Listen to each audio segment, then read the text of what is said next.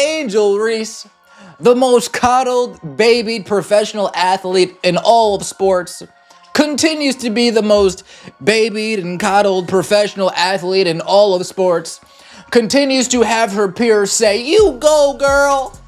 You be unapologetically yourself." Angel Reese walked into her latest press conference like she was expecting a red carpet treatment, only to find herself sitting next to Ariel Atkins, who apparently thinks she's running a daycare center instead of playing professional basketball. Angel Reese, the basketball player, is a hard-to-figure mix of extreme strength and pathetic weakness. And because she talks a lot and complains a lot and self-promotes a whole lot, she's going to open herself up to lots and lots of criticism. The woman literally called a 23-year-old professional athlete a kid and demanded that the media protect her from the big, scary questions about her performance. We've officially entered the participation trophy phase of the WNBA, where shooting 31% from the field gets you a security blanket instead of accountability. Angel Reese had her first good game of the season. Hey, Mr. Interview Reporter Man, what kind of message do you think that could possibly send? One good game out of 9? What message can that actually send to people? Oh, you see that? Every 9 games, Angel Reese, she's guaranteed to have one, yeah. She shut me up. She had her one good game, woo. She had a double-double too, oh man, she shut me up, nothing I can say about that. This is a 23-year-old kid, Atkins said, gesturing toward Reese like she was introducing a toddler at show and tell. And the amount of crap that she gets on a day-to-day, and she still shows up. Oh, how brave. She shows up to her job that pays her hundreds of thousands of dollars. Someone get this woman a medal for basic human responsibility. A 23-year-old kid, and the amount of crap that she gets on a day-to-day, she still shows up. So whatever questions y'all got like about our team, basketball-wise, we appreciate it, but all the other nonsense, like, it's irrelevant. Like, we here to play basketball and do what we do. We having a hard time right now at the end of the day.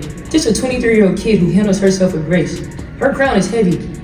So whatever else, like, y'all want to come at her for the way that she acts, she has to build the wall. She has to have the wall. Because if she doesn't, people will break her down. Not only just because of the way she looks, but it's because of the way she carries herself. She doesn't just walk around and act like, oh, I'm this. No, she knows who she is. And we ain't gonna break her down for that. So whatever other questions y'all got, like, I'm hoping it's just about basketball, maybe a box score question. But the kid's crown is heavy. Like, respect that. Yeah. I know today wasn't as you expected, but how does it feel to win BET Sportswoman of the Year for the 3rd time? But here's the kicker. Atkins demanded that reporters stick to basketball-wise questions only, calling everything else irrelevant nonsense.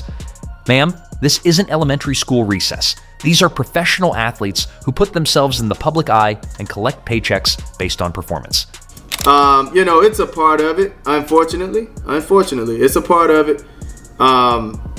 Being famous, being popular, it all comes with it, right? The good, the bad, the ugly. The absolute audacity of sitting there and watching Angel Reese get emotional during a press conference about her poor play, then jumping in like some kind of basketball superhero to save the day.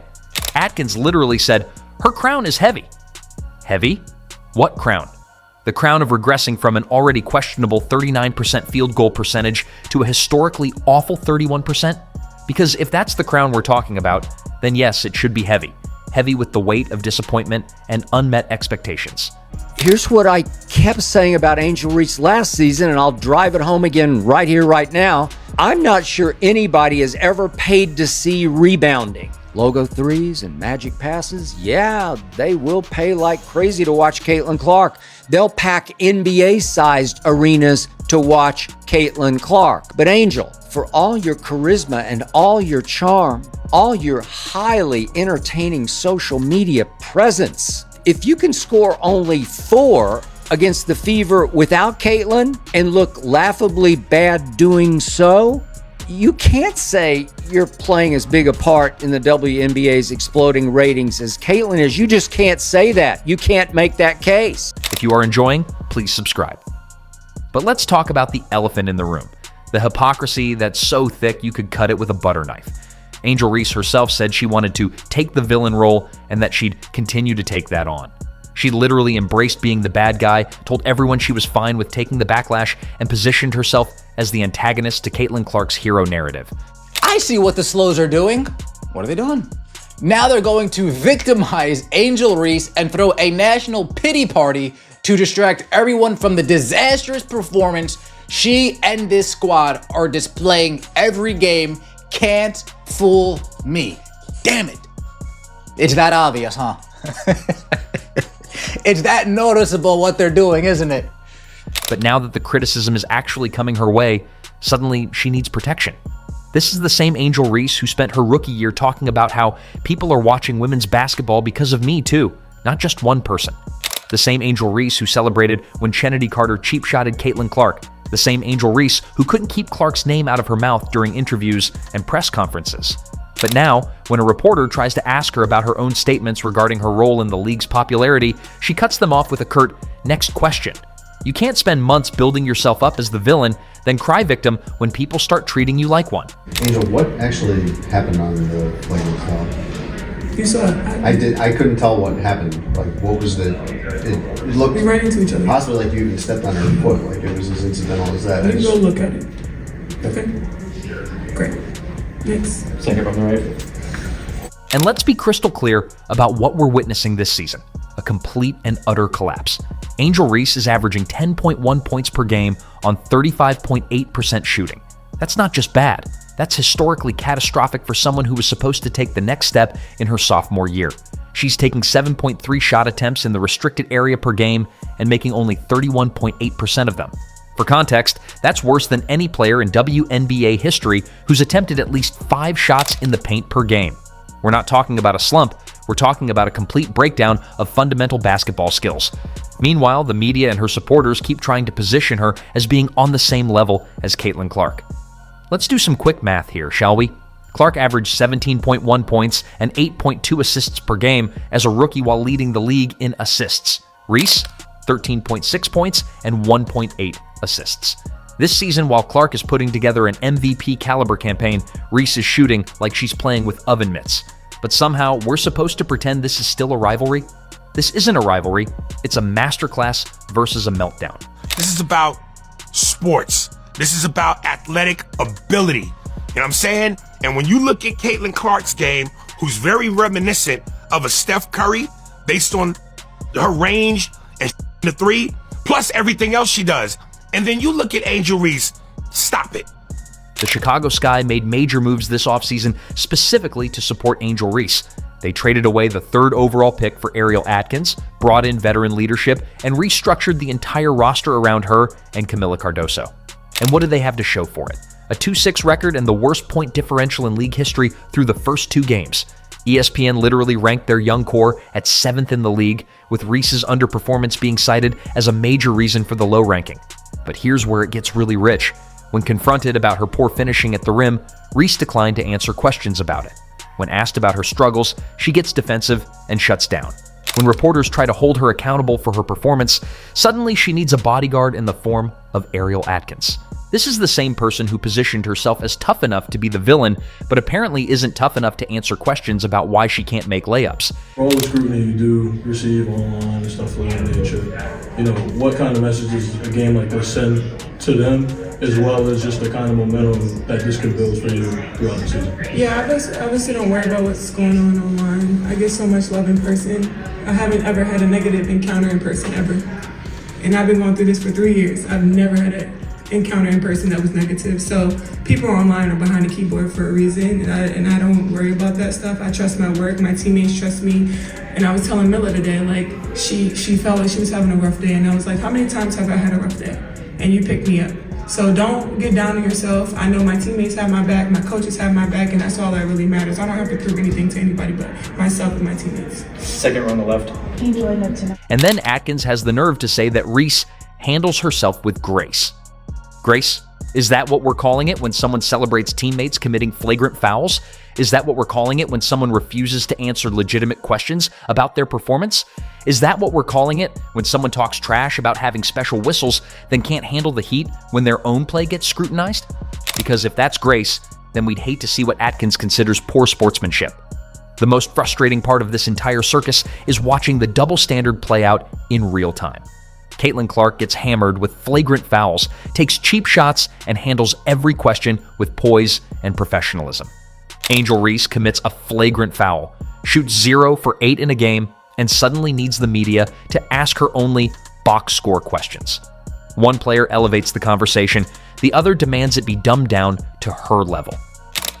Angel Reese has been nothing but coddled. She's been nothing but babied. She wins participation trophies to keep her name in the media. Over gold medalists, over Olympians, over people who actually instill change. I'm not sure where, other than online, where any of this negativity can really come from. Let's not forget that this is the same Angel Reese who spent months telling everyone she was helping grow the game, that people were watching because of her, and that she deserved equal credit for the WNBA's popularity. But when it comes time to actually back up those claims with performance, when it's time to show that she's worth watching, she falls apart completely. And instead of taking responsibility, instead of working harder, instead of proving the doubters wrong, she gets her teammate to ask for special treatment. You want to know what's really happening here? Angel Reese built her entire brand on being the antagonist to Caitlin Clark, positioned herself as the alternative for people who didn't want to root for the Golden Girl. But she forgot one crucial detail. Villains have to be good at what they do. Villains have to be competent. Villains have to be worth the price of admission. What we're watching instead is someone who talked a big game, but can't deliver when it matters most. It helps for Caitlin to have a foil figure. Helps when you, Angel, play the villain role, when your Sky play her Fever. But foil figures don't draw by themselves. They need to play off superstars. I could be wrong, Angel, but I'm not sure any kid has ever asked a parent to be taken to a game to see Angel Reese rebound.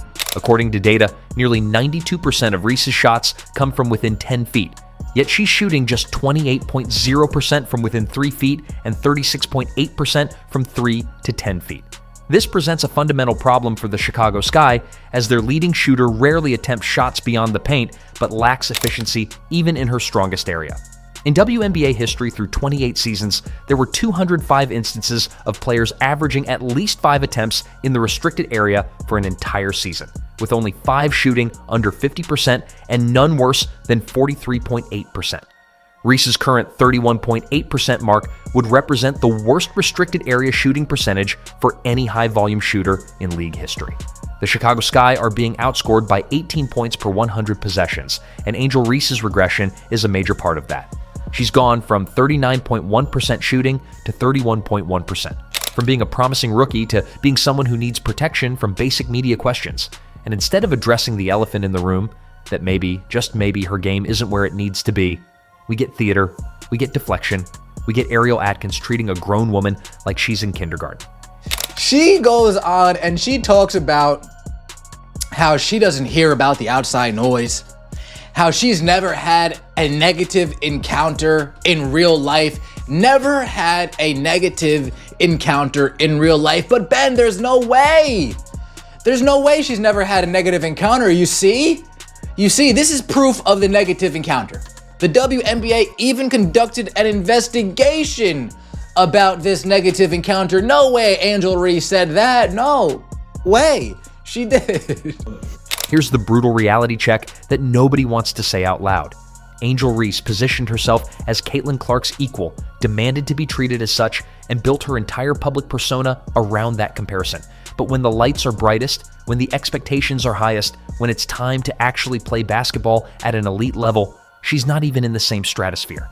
And instead of working to close that gap, instead of using the criticism as motivation, she's asking for participation trophies and safe spaces. Angel Reese's 2025 season represents a significant step backward from her promising rookie campaign. Her historically poor shooting efficiency, declining scoring output, and inability to handle media criticism about her performance create a troubling picture for both her individual development and the Chicago Sky's competitive prospects. The disconnect between her previous embrace of a villain role and current need for protection from accountability questions raises fundamental concerns about her readiness to be the franchise cornerstone the Sky envisioned. Comes the criticism of Angel Reese. Again, some of it is earned through the play, And then with her, she's also a big name. So a lot of things, anything she says can be thrown out there at the same time. The numbers don't lie. A 30.9% field goal percentage, 31.8% shooting in the restricted area, and a drop to 9.1 points per game represent genuine regression that no amount of media protection or hype can obscure. Until Reese can address these fundamental performance issues, both she and the Chicago Sky will continue to fall short of their stated championship aspirations. So yes, Angel Reese's crown is heavy. Heavy with the weight of unfulfilled potential, heavy with the burden of talking bigger than her game, and heavy with the disappointment of everyone who thought she might actually be able to back up her words with performance. But that's not the media's fault. That's not the fans' fault. That's not even Caitlin Clark's fault. That's Angel Reese's fault for building expectations she couldn't meet and then demanding protection when reality came calling. The villain role isn't about getting sympathy when you fail. It's about owning your failures and coming back stronger. Angel Reese wanted to be the villain, but apparently she only wanted the attention, not the accountability. Well, congratulations, Angel. You got your attention. Now prove you deserve it.